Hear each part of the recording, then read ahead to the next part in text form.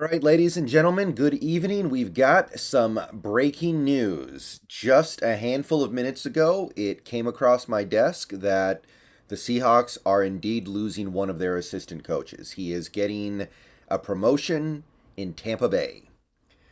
Mike Garofalo and several others report that the Buccaneers are hiring Seahawks QB coach Dave Canales as their new offensive coordinator, sources say.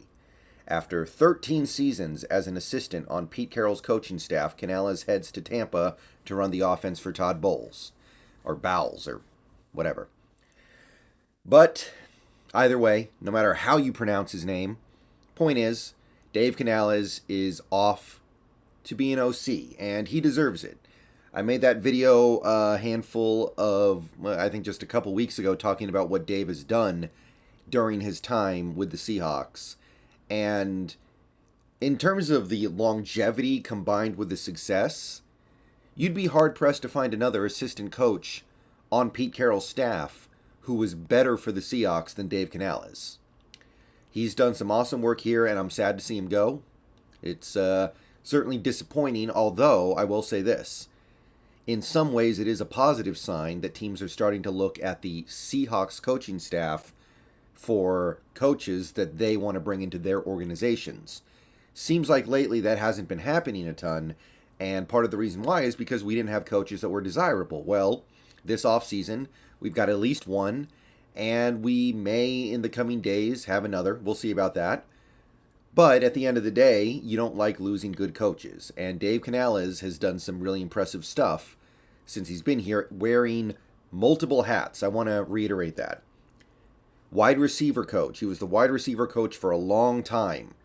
Oversaw the development of undrafted rookie Doug Baldwin, undrafted rookie Jermaine Kearse. Second round pick, but extremely raw Golden Tate. Tyler Lockett, too, if you want to put him in there. Think about all the things that he had to overcome as the receiver coach. Percy Harvin, injured, barely ever plays wide receiver for the Seahawks. Basically a complete nothing on that front. An attempt to get him a hyper-talented player, no, didn't work. Paul Richardson, attempt to spend a second-round pick on a receiver who was supposed to be really good at least at some point, kept getting injured. So, he made it work, man. He made it work way better than anybody could have reasonably expected. Doug Baldwin made a Pro Bowl and broke some franchise receiving records as a UDFA. And Jermaine Kearse owns maybe 3 or 4 of the biggest plays in Seahawks franchise history, if we're being honest. So he did awesome work there. He took over as, I think it was the QB coach, the year that Wilson really started to enter the second phase of his career, 2018, 2019. For my money, 2 of Wilson's best years. Probably his 2 best years after 2015. And you attach his name to all of these things that the Seahawks did positively over his tenure, and you start to realize that he kind of had his hand in a lot of the things that worked well. Most recently, of course, the thing that has given him the most attention and has probably allowed him to get this offensive coordinator job with Tampa Bay, Geno Smith, taking a career journeyman backup, a bust, a colossal bust, and turning him into a Pro Bowl quarterback. Dave Canales had his hand in that.